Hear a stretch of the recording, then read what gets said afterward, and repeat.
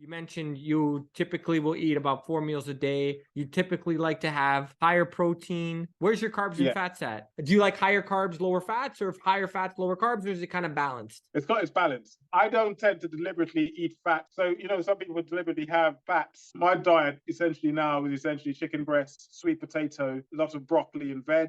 And I'd have maybe a handful of almond nuts throughout the day. And that's typically what I eat. I'd have a lot of salmon as well, and that's quite high in fat. But every meal, from the time I get up in the morning, whether it be eggs, 4 or 5 whole eggs, and I keep the yolk in, followed by my next meal, which would be either fish or salmon with potato. At the minute, I'm staying away from rice because I find the minute I go on rice, I bulk up. So I come off rice and I replace the rice with potato. Whether that be sweet potato, your normal white potato, I come in straight away. So my body reacts almost instantly to a slight change in what I eat. If I change my carb source, like I said, so if I have your normal potato and I swap from that to sweet potato, I come in even more. My body just does react quite quickly to small changes in my diet. Are you staying around 1 gram per pound of body weight for protein, or do you typically like to go higher?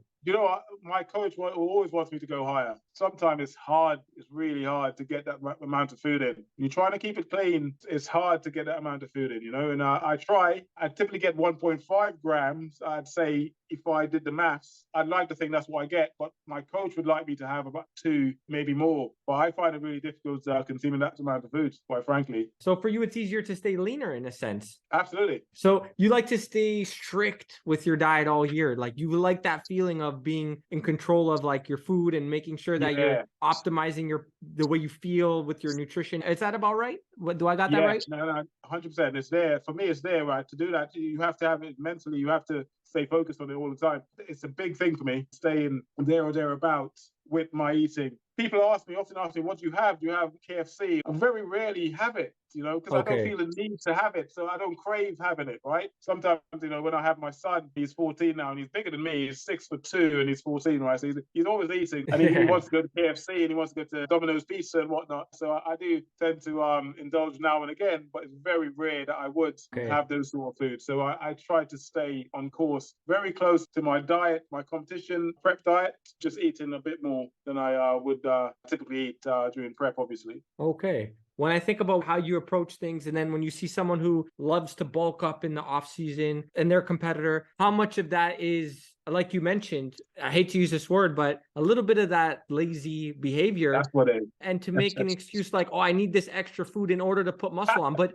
do you really need that big of a surplus? Because you need a surplus. I can't imagine it needs to be that big where you're putting on so much excess body fat. Because I'll tell you this much, and I've experienced this too, Nigel. For example, if I'm really strict with my diet, the more strict I am over the course of more days, the less I crave the overly processed, high sugar foods that, we tend to get addicted to if we start to add it in more frequently, right? Which could explain why you don't crave the KFCs and this and that, because you're strict more than you aren't strict. Yeah, absolutely. Absolutely. You nailed it, right? You nailed it right there. You're right. People do it because it's an excuse to, you've been dieting for 6 months or whatever. You diet for 6 months of the year, depending on how regularly you compete. It's hard work to keep that dieting up. You want to have the crap food, right? It's an excuse to say, well, I'm bulking up. No, you're craving rubbish food. I tell you what, my optimal strength is probably around now, where I've dropped down from 99 kilos to around 94, 95, where I feel stronger than I was when I was at 99 kilos. You do get to an optimal strength. If I get down to 90, 91 kilos, then that strength is no longer there. In the bodybuilding stage, there is an optimal weight, I think. There's a fighting weight for everyone. And I think bodybuilders in the off-season tend to go over that because of laziness and because they crave that food. But the convenient excuse is that I'm putting size on or I'm putting muscles on by doing this. It's not really. If you go too far, then it's just excess weight that you have to lose by the time you start to prep for a show. So I'm quite vain in that way. I don't like that look.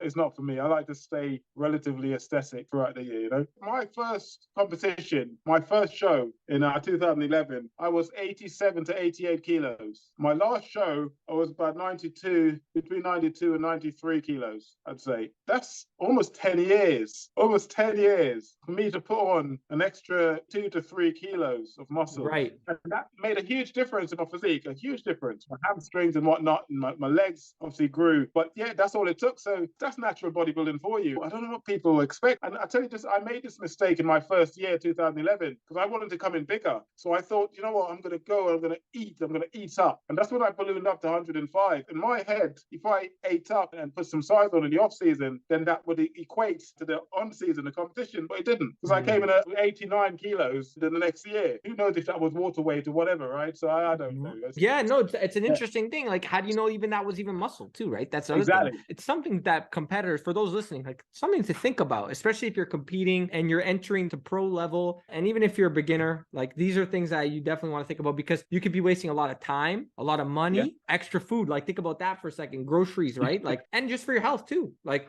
consuming so much extra food, is that healthy? Like, if we're talking about longevity, that could turn a lot of people away. Like, oh, I can't sustain this. This is not sustainable, right? So again, from my personal experience, of course, it does align with yours, and it's a recent discovery, because I used to get sloppy with it. I used to eat too much, and then I realized, I'm like, I don't like the way I look. I don't like the way I feel.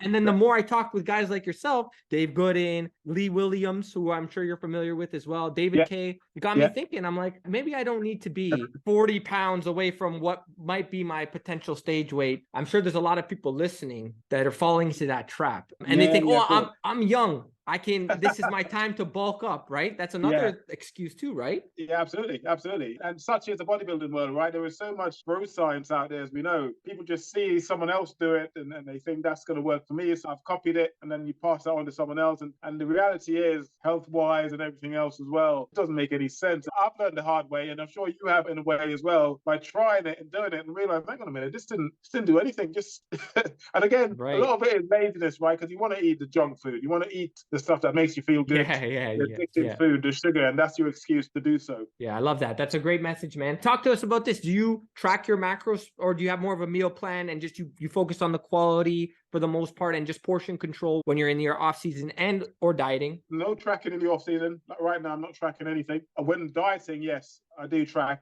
what I eat. In the off season, I'm just keeping it clean. In the off season, I would have a meal, for example, and within 3 hours, I'd be starving again. I'm a bodybuilder. I need that next meal. And that's one way of telling as well for me that I'm almost on point with what I'm eating. That's just how I work things out. In the off season, I could say like now, off season, but not semi off season. There is no tracking the macros. I'm not weighing anything on the scales. I'm just looking at myself in the mirror, occasionally weighing myself on the scales. Like I said, my coach always wants me to eat up, keep it clean, but eat up. Like I said, I find it difficult to have the amount of food he wants me to. That's how I do it. It's encouraging too, because you said that you went from 86 kg to about 92, was it, on stage, or 90 on stage? Yeah, it was 6 pounds. Between 92 and 94 kilos is my stage weight. Yeah. So that's like 5.5 to 6.5 pounds over, was that 6 years or 10 years? You mentioned that'd be more close to 10 years, I'd say. Yeah, I'd say more close to 10 years. Yeah. So, and that's from hovering about 10 to 20 pounds away from stage weight, about 5 to 10 kilos away from stage weight. Yeah.